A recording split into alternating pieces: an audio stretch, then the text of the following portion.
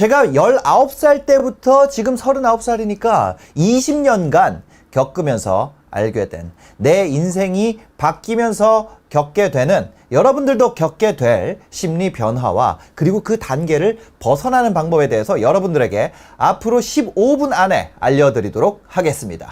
20년을 15분이니까 완전 개이득이죠? 지금부터 시작하겠습니다. 첫 번째 단계입니다. 그냥 안 하는 단계가 있어요. 본능적 욕구만 충족하면 되는 단계죠. 시간을 그냥 흘러보내고 잠자고 게임하고 아이 쇼핑하고 그리고 다시 자는, 뭐 먹고 뭐 깨면. 주변에 이런 친구들이 있다면 기회입니다. 왠지 아세요? 여러분들은 더 이상 후퇴할 곳이 없기 때문에 이 상태에서는요, 그냥 걷기만 해도 지금보다 나아지고, 책을 한 달에 한쪽만 읽어도 지금보다는 나아집니다. 누군가 당신에게 너의 삶 그대로가 최고야, 그 상태로도 사랑받아야 되는 거야, 무언가를 바꿔야 너를 좋아한다면 그 사람은 진심으로 너 있는 그대로를 아끼는 것이 아니야, 이런 말을 들으면 안 되는 단계입니다. 저 말이 필요한 단계가 있기 때문에 그런 말들이 존재하고 팔리는 것이지만 아직 이 단계에 있는 분들을 위한 단계는 아니죠. 하지만 정말 좋은 소식은 앞으로 나아질 것밖에 남지 않았다는 점, 그것이 매우 좋은 소식이겠죠. 이걸 벗어났더니 두 번째 단계가 오더라고요. 바로 할 수 없다는 단계입니다. 이전 단계보다는 나아요. 할 수 없다는 것과 아무것도 안 하는 거, 뭐가 다를까? 할 수 없다는 단계는요, 뭔가 목적이 있으니까 할 수 없다는 게 생기는 거예요. 꿈이 생겼으나 좌절하는 단계입니다. 이전 단계에는 아무 목적도 없고 그냥 졸리면 자고 깨면 뭐 그냥 사는 이런 단계였으면, 그러니까 할 수 없어서 좌절하는 단계, 이 단계는 그것보다 한 발 앞에 있어요. 이 단계에서는 좌절을 하고요, 세상에서 나만 버려진 것 같은 비극의 주인공이 된 것 같은 느낌이 듭니다. 그럼에도 불구하고 내가 원하는 대상이 막연하게나마 있다는 게 이 단계에 훨씬 더 나아진 점인 거예요. 이게 나중에 되게 도움이 돼요. 이 단계에서 하는 주요 대사가 있어요. 저 많은 아파트 중에 내 집은 하나도 없네. 또 20대에 변형 버전이 있어요. 저 많은 자동차 중에 내 차는 하나도 없네. 아니면 저 많은 여자들 중에 내 애인은 하나도 없네. 뭐 이런 거예요. 어쨌든 목표라는 게 존재한다는 점에서 너무 희망적인 그런 단계인 거죠. 아무것도 안 하는 단계에서 여기까지만 와도 사실 좀 분위기가 많이 바뀌어요. 그 다음에 제가 겪었던 거는 3단계입니다. 바로 할 수 있는 방법을 모르는 단계예요. 할 수 있는 방법이 있지 않을까 하고 의심하는 단계입니다. 이 단계에서는요, 그동안 주변에 있었던 친구들, 그러니까 원래부터는 안 했던 얘기를 그 친구들한테 갑자기 하게 돼요. 근데 문제는 친구들 중에 아무도 그 답을 가지고 있지 않다는 사실에 좌절하는 시기입니다. 근데 이 단계에서는 방법이 존재한다는 것에 대한 희미한 느낌, 그런 느낌이 감각적으로 생기는 단계예요. 환경적으로 운이 좋다면 이 단계에서 금방 벗어날 수 있죠. 근데 대부분의 경우에 주변에 자신과 비슷한 사람만 있기 때문에 벗어나기가 힘듭니다. 이거 누구 탓이에요? 다 자기 탓이에요. 왜? 그런 말 통하는 사람들만 계속 만났으니까 주변에 답을 가진 사람이 없는 거야. 다 나랑 비슷한 단계거나 아니면 내가 첫 번째로 이 단계로 온 사람이거든요. 그렇게 본 세상이 전부인 줄 알고 그렇지 않은 얘기를 하는 사람들이 싫은 거예요. 모든 방법에 대해서 의심이 들고 비난을 가장 많이 하는 그런 단계입니다. 저도 이 단계를 겪었죠. 저도 한 악플 했었어요. 근데 이 단계 다음 단계가 있더라고요. 바로 네 번째 단계로 진입하게 됩니다. 할 수 있는 방법을 알게 돼요. 근데 지속하지 않는 단계죠. 필요한 강의를 듣게 되죠. 특히 뭐 온라인 강의 있으니까 그냥 결제하면 바로 듣잖아요. 그리고 초보적인 방법을 깨닫게 됩니다. 그런데 아는 것만으로 이미 달성한 것 같은 그런 도취감을 겪게 되는 단계가 와요. 처음으로 목표를 세우고 내 계획을 만들게 되고, 원래는 그렇게 안 살았잖아요. 그러니까 내가 목표를 세우고 계획을 썼다는 자체가 너무 좋은 거야. 그 자체가 너무 자랑스러워서 계획이랑 목표를 막 자랑하고 다녀요. 근데 주변에 아직 친구들은 비슷하죠. 뭔 소리 하는 거야 막 이렇게 되고, 그런 거 해봤자 소용없어, 이런 얘기 제일 많이 듣는 단계입니다. 그런데 여기서의 함정은 이런 거예요. 글로 적힌 목표랑 그거를 실제로 행동하는 거랑 사이의 간극을 처음으로 겪게 돼요. 예를 들어서 뭐 몸짱대기 이런 거예요. 그냥 막 생각을 해보면. 근데 그러려면 매일 운동하기라는 계획을 적을 수 있잖아요. 그거를 실제로 행동하는 거는 글로 쓰는 것보다 100배는 더 힘들죠. 몸을 움직여 봐야 하기 때문에 처음으로 그걸 하거든요. 그래서 이 단계에서는 이것저것 계획은 세우지만 쉽게 포기하게 되는 그런 단계입니다. 그러면서 좀 자책도 많이 하죠. 나 왜 이렇게. 근데 실제로는 이 단계는 시간이 많이 해결을 해주더라고요. 시간이 지나고 나면요, 5번째 단계가 찾아옵니다. 이것저것 계속 포기하다가 어떤 거는 내 적성에 맞는 거를 찾게 돼요. 그럼 그거는 내가 미처 포기하기도 전에 포기할 기회를 나한테 안 줘. 한 달 하면 포기했었어. 근데 내가 잘하는 게 있는 거야. 그래서 한 달 안에 성과가 나와버리는 게 띵 튀어나와 버립니다. 그래서 이 5번째 단계에 진입하게 되는 거죠. 이 5번째 단계는요, 조금 할 수 있는 것에 만족하게 되는 단계입니다. 바로 작은 성공의 비밀을 깨닫는 단계가 오더라고요. 목표는 화려하고 재미있고 가슴이 떨린다. 행위는 반복적이고 지루하다. 몸짱 목표를 할 수 있다. 그러나 그것을 달성하는 행위는 반복적이고 지루하다. 어느 정도 달성하고 나면 이게 반복적이고 지루하잖아요. 그러니까 그 이후 세계에 대해서 필요하지 않다고 말하게 되는 거예요. 훌륭한 리더들은 이 작업을 잘해요. 그러니까 이거를 반대로 얘기를 하면요, 반복적이고 힘든 일은 흥분되고 멋진 목표를 바꿔놓은 거잖아요. 이건 나중에 알게 된 건데, 반복적이고 힘든 일을 하고 있는 것이 사실은 이런 멋진 목표를 위해서라는 걸 계속 알려주는 리더들도 있더라는 거죠. 그러니까 목표는 흥분되는 거고 행동은 지루해요. 이거를 어떻게 조절하느냐, 결국엔 이 싸움이거든요. 이 단계에서는 이 반대의 상황이에요. 목표는 나 몸짱 돼가지고 뭐 여자친구들한테 인기도 많아지고 상사만 해도 너무 좋아. 근데 지금 내가 하는 것들을 한 달, 2달 지나면은 반복적이고 지루해지는 거죠. 근데 심지어 성과도 있어. 그러니까 이 정도면 됐지라는 얘기를 많이 해요. 돈은 이 정도 벌면 됐지. 몸은 이 정도 되면 됐지. 나는 평생 승진할 생각 없어. 팀장 했으면 됐지. 임원은 무슨. 야, 아파트 24평이면 됐지. 이런 대사들, 이 상황에서 많이 하는 대사입니다. 저도 그런 얘기 했었어요. 5단계에서 실제로 만족할 수 있다면요, 가장 행복한 단계인 것 같아요. 그런데 만약에 자기 안에 내면의 욕구는 더 높은 단계를 원하는데 반복적인 게 힘든 것 때문에 스스로를 숨기고 있다면 가장 불행한 단계가 바로 이 단계입니다. 말과 다르게 마음이 다르니까 우울증이 오고 자존감이 낮아집니다. 그러고 나서 6번째 단계가 오더라고요. 더 할 수 있는 방법이 없다고 생각됩니다. 이 이상은 무리야. 그런 생각이 들고, 그 이상 하는 사람들에 대한 이상한 적개심, 분노, 상대적 박탈감, 이런 것들이 생기더라고요. 그 전과는, 그 처음에 뭐 막연한 그런 거랑은 좀 달라요. 이것 때문에 그런 사람들이랑 멀어지게 돼요. 혼자가 되고 고립되기 시작합니다. 내가 해왔던 방법 이상의 방법은 없고, 이 이상의 방법은 편법이나 인맥이나 뒷돈이나 해킹이나 뭐 이런 불법적인 걸로 달성됐다고 생각을 하게 되는 거죠. 이번 자리는 저 친구 술을 잘 먹으니까 된 거지. 정치로 된 거지. 맨날 국장이랑 골프 치러 맨날 나가더니 일은 못하는 게 저 자리 같네. 저렇게 성장하는 거는 말도 안 되지. 저 사람 매출 올라가는 거는 금수저에서 아버지가 인맥을 다 붙여서 가능한 거지. 나 같은 맨 땅에 사는 사람은 할 수 없는 방법이야. 근데 이 마음 때문에 진짜 우리 그런 거 있잖아요. 마음은 보이지도 않고 그냥 사람 속에 있는 거잖아요. 내 매출이랑 통장에 찍히는 거는 눈에 보이는 거잖아요. 그쵸? 내 성장은 눈에 보이는 거야. 현실 세계야. 근데 마음 때문에 현실 세계가 막혀 있다는 게 깨달아지지가 않았어요. 이미 5단계 이상의 성과를 내고 있기 때문에 내가 정답에 가깝다는 생각을 버리는 게 거의 불가능하더라고요. 여기를 벗어날 수 있는 방법은, 저는 이렇게 했어요.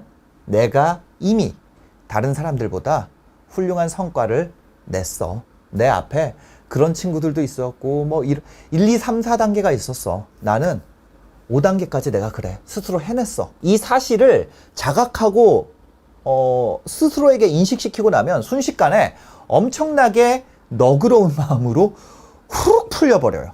한번 스스로의 삶을 돌아보고 자신에 대해서 그 가혹한 잣대, 그러다 보니까 인간에 대한 잣대가 굉장히 가혹한 상태거든요. 지금 그거를 조금만 내려놓으면 엄청나게 달라질 수 있는 포텐셜이 있는 단계입니다.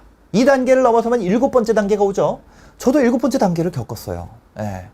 이때 어떤 생각이 드냐면, 이것보다 더 하는 방법은 나한테 맞지 않아. 정말 운이 좋으면요, 그렇게 가혹해진, 인간에게 가혹해진 나를 누군가 만나서 얘기를 해줘요. 아니 그렇게 못난 생각을 하고 있는데도 운이 좋으면요 그런 사람을 만나요. 엉겨야 사실 나 이런 방법으로 한 거야. 근데 그 방법을 들었잖아요. 그 사람 너무 좋은 사람이야. 나한테 그 얘기해 줬는데 그게 나랑 맞지 않다는 생각이 들어요. 아, 너무 좋은 분이고 저 사람 대단한데 나랑 안 맞아. 그 형은 직원이 20명일 때 얘기했는데 나는 8명이잖아. 내 조직에는 안 맞아. 그 사람은 회사 근처에 사는 사람으로서 얘기를 한 거잖아. 나는 출퇴근이 1시간 30분이나 걸리는데 나한테는 안 맞는 것 같아. 아니 그 사람 와이프는 엄청 서포트 해주잖아. 아, 우리 집은 맞벌이인데 나한테는 맞지 않아. 그 사람 솔로잖아. 나는 자식까지 있는데 나한테는 맞지 않아. 적개심이랑 좀 다르게 많이 누그러졌는데 아, 그냥 그건 그 사람이 대단해서 한 거지. 아, 나한테는 안 맞아. 그 사람은 그런 명문 회사 출신이잖아. 그 사람 네이버 출신이잖아. 나한테 맞지 않아. 이런 생각이 가득해지는 시기예요. 근데 이 시기를 어떻게 벗어나야 되냐면 저는 동료가 필요한 시기라고 얘기를 하고 싶어요. 그 사람은 무슨 대학 나왔잖아. 이런 생각이 든다면 그런 대학 아니면 그것에 준하는 사람을 찾아서 동료로 맞이하면은 그 컴플렉스가 해결이 돼요. 그죠? 그 사람 회사 가까이 살잖아. 회사 가까이 사는 사람을 누군가 내 동료로 맞아들이는 거죠. 나한테 안 맞는 방법이라고 생각이 들기 시작하는데 그 방법이 맞을 것 같은 사람들과 팀을 만드는 거죠. 팀으로 만드는 순간 한 번 더 올라가게 돼요. 근데 여기서 벽을 만나죠. 만납니다. 안 만날 줄 알았거든요. 만나더라고요. 그게 8단계입니다.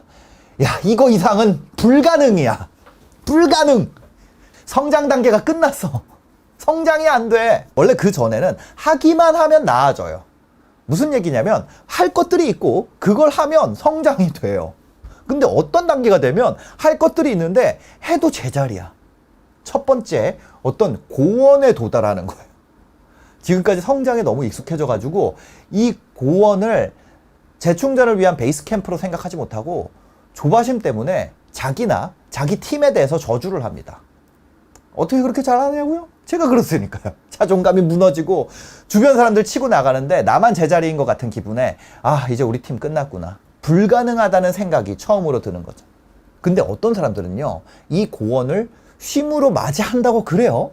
예, 저도 그 얘기를 듣고 정신을 차렸죠. 지금까지 내가 했던 방법에 대해서 모두 의심이 들고 회의감이 들고 그리고 어떤 마음이 드냐면 야, 지금까지 했던 거 그냥 싹 다 정리하고 맨바닥부터 그냥 1단계부터 다시 하고 싶다. 이런 생각이 들어요. 저도 가만히 생각해 봤는데 그런 생각이 왜 들까? 이 단계에 오면 그런 고원의 단계, 고요한 단계, 아무리 발버둥 쳐도 고요한 단계. 초반에 성장이 빠르잖아요. 그 성장에 중독됐기 때문에. 그래서 이 저성장이나 정체 국면이 그냥 이제는 끝난 것처럼 느껴지는 거예요. 붙어있던 호흡기가 떼진 것 같은 느낌? 한 가지 위안이 되는 소식이 있습니다. 이 단계에서는. 이 구간을 넘어서고 나면 이 고원이 우리를 지켜주는 고원이 된다는 거예요. 뒤쫓아오는 모든 사람들이 이 고원에 오면은 다 고산병에 걸려 같은 증상에 시달리게 되는 거죠. 그래서 슬럼프에 도착했다면 이것이 끝난다는 믿음을 버리면 안 돼요. 누가 저한테 그 얘기를 했어요. 엉규야, 이건 끝난다. 또 다른 형태의 너가 기대하지 못했던 성장이 올 거야. 전 그 말을 그냥 믿기로 결심을 했어요. 진짜 힘들더라고요. 근데 그 단계가 결국에는 넘어갔습니다. 그러고 나서 또 평안한 성장이 와요. 어느 정도. 그러고 나서 진짜 재미있는 9단계가 오죠. 여기서 또 포기하는 사람들이 나와요. 슬럼프를 넘어서서 뭐 또 한 얼마간의 성장이 지나고 나면 정말 새로운 순간이 와요. 바로 지나친 겸손의 시간이죠. 자존감의 붕괴. 아, 나는 아무것도 아니구나. 저 특별한 사람들, 저 위대한 사람들의 무대를 나는 그냥 박수 쳐줘야겠다. 근데 저는 이 순간에 빠졌을 때 어떻게 잘 넘어갔어요. 누군가가 제 채널을 사주겠다 그랬어요. 그리고 또 다른 누군가 나타나서 그 다음 단계가 있다고 말해줬어요. 나랑 같이 해보자. 너도 한번 특별해지기 위해서 도전해볼래? 너 그냥 여기서 박수만 치고 살기에는 너무 젊어. 100살까지 산다 그러면 너 70년 동안 박수 치고 살래? 한번 특별해보려면 도전을 해보자. 일하면서 즐기자. 여기 단계에서 알게 되는 게 있어요. 야, 특별한 사람들은 일하는 걸 권리로 생각하는구나. 나는 일하는 걸 의무로 생각했는데 이게 추상적인 개념이 아니라요. 실제로 일하는 것이 권리가 맞았더라는 거죠. 경영은 업무잖아요. 이것에 대해서 뭘 관리하고, 인사 관리하고, 그쵸? 경영 관리하고, 어떤 프로젝트를 정하고, 추진하고, 이거 전부 다 일이잖아요. 근데 그 업무를 할 수 있는 권리를 다 얻어오기 위해서 회사를 그냥 공개시장에서 살 때보다 더 비싸게 주고 사요.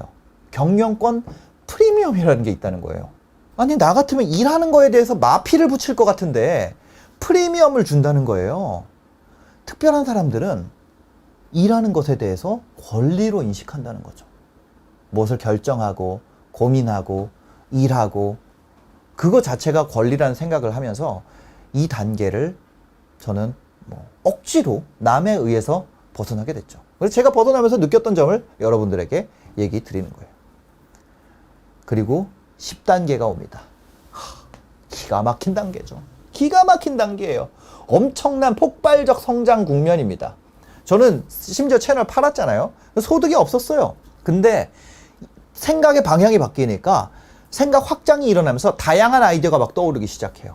너무 많은 아이디어, 그리고 너무 많은 제안에 대해서 실행하는 방법들을 갑자기 깨달아요. 아, 이렇게 하는구나. 레버리지가 이런 소리였구나. 부의 추월 차선이 이런 소리였구나. 로버트 기요사키가 이런 얘기를 했구나. 이로 인해서 너무 많은 일을 벌리게 되는 거예요. 명함이 많아지기도 하고 명함에 박힌 일이 많아지고 일이 너무 재밌는데 일들이 손에서 조금씩 벗어나는 게 느껴지는 단계가 오더라고요. 위임하는 거를 당연하다고 생각되니까 왜냐면 속도를 내는 방법이 위임이거든요. 그러니까 위임해서는 안 되는 부분까지 위임하기 시작하는 거예요. 엄청나게 빠른 속도로 두 번째 성장 국면이 오죠. 예. 너무 많은 일들이 동시에 진행되고 모든 일들이 잘 되면서 우선순위가 막 뒤섞이게 돼요. 너무 위험한 순간이었죠. 저는 위험한지 몰랐어요. 우리 팀은요, 이때 새로 팀을 꾸렸잖아요. 그리고 매출이 없잖아요. 새로 팀을 꾸렸으니까 여기서 월 5억 이상 만드는 거를 그냥 순식간에 됐어요. 아직 1년이 안 됐는데 그때 연매출 목표가 100억이 됐어요. 그리고 우리는 3년 안에 500억을 달성할 것이고 그거 너무 확신하고 있었어. 너무 모든 게 잘 돼서 계속해서 확장 일로를 걸었죠. 그 전까지 승리 법칙이 계속 작동할 거라고 믿었어요.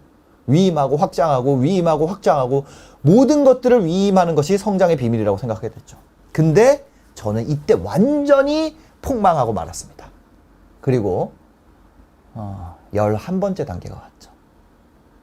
11번째 단계는요, 어딘가 내가 알지 못하는 특별한 방법이 있을 거야. 이것을 또 넘어서는 또 특별한 방법이 있을 거야.